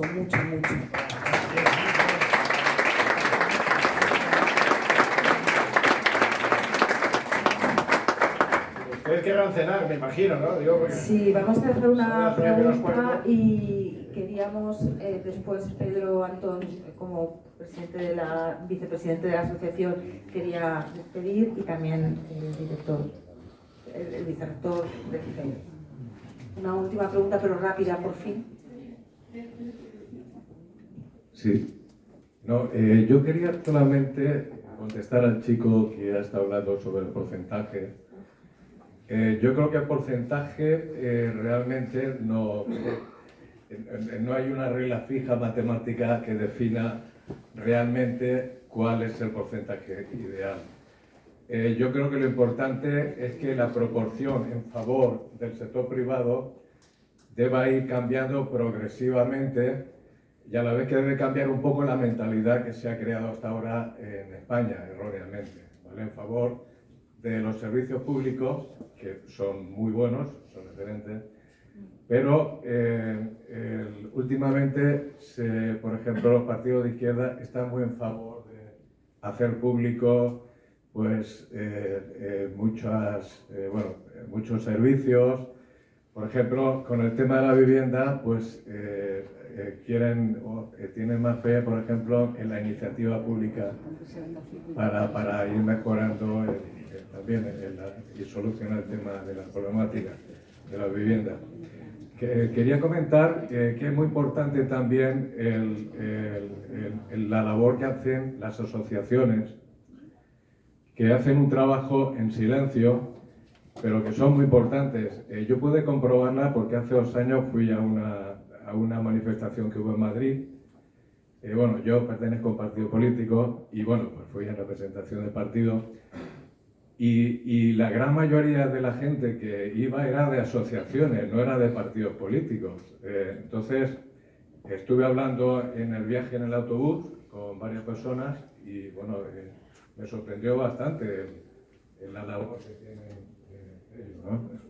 Entonces, por último comentar bueno, el otro día estuve también yo estuve en la Cámara de Comercio de Alicante porque hicieron allí un seminario sobre la homofobia que siente la izquierda, sobre la hispanidad, sobre todo el tema de la hispanidad y tal. Y bueno, habían allí varias asociaciones y bueno, me sorprendió mucho eso, la preocupación que hacen de forma desinteresada porque las cosas en España se hagan con cierta lógica y bueno, como se deben, bueno, creen que deben hacerse lógicamente. Muchas gracias.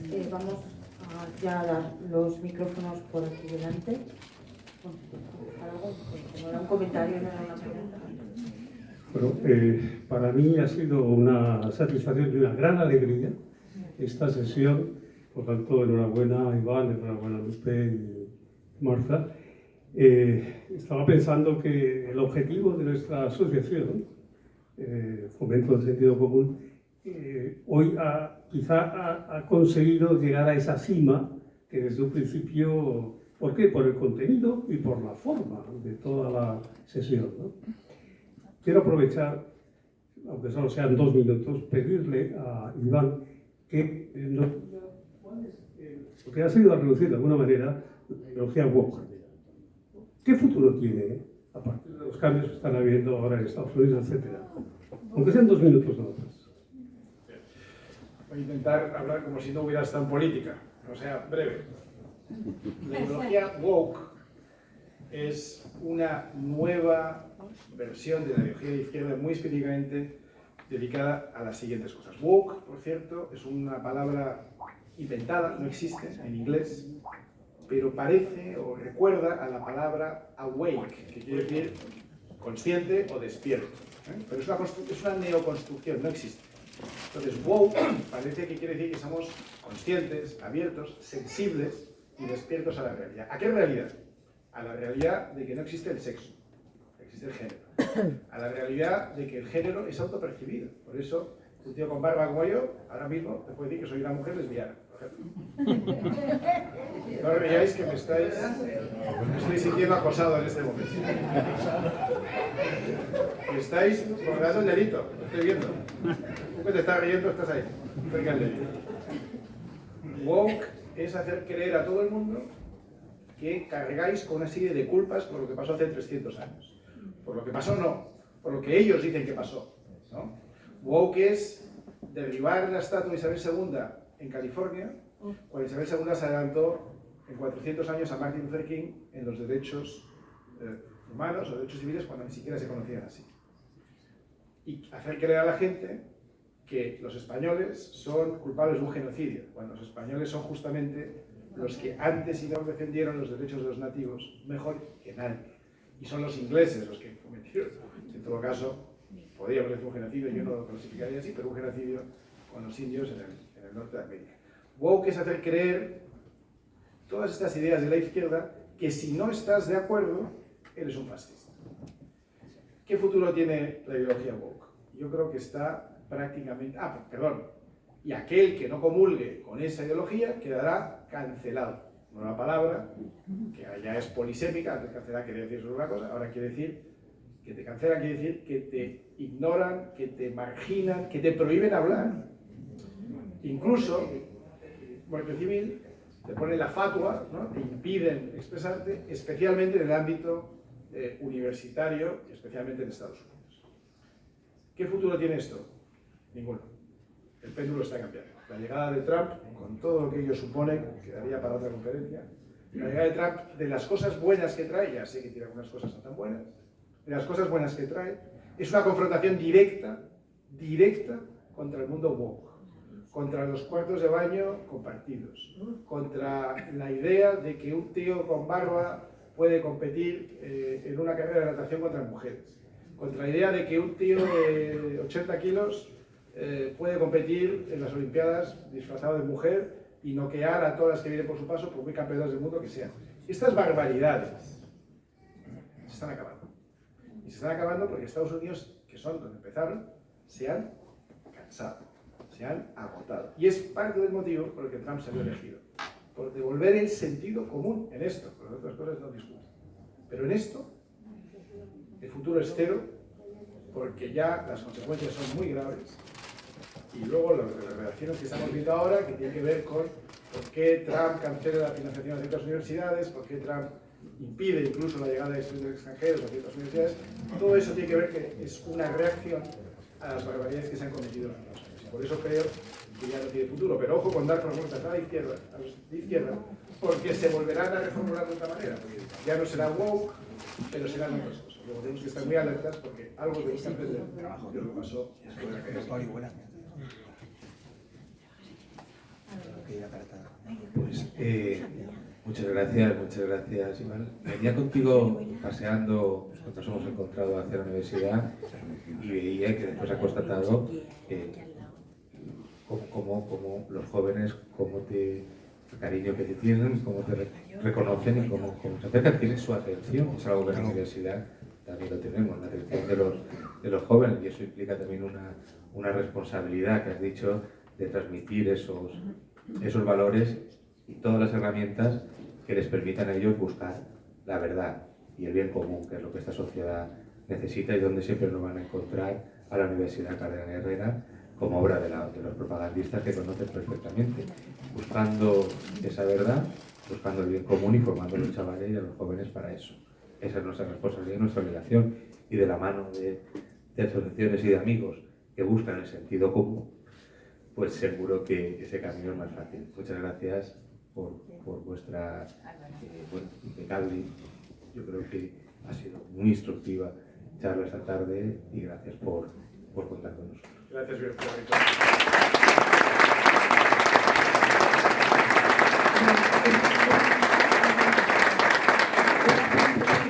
Antes de que se va a ver firma de libros. Para que lo compren, si no. Claro, hay venta, han traído libros también, ¿no? Sí.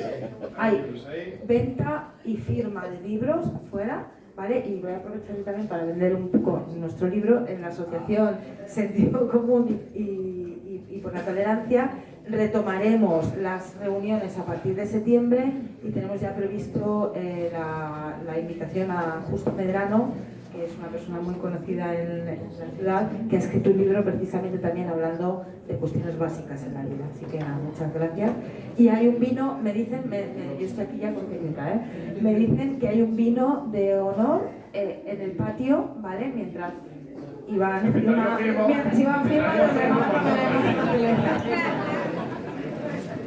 Muchas gracias a todos.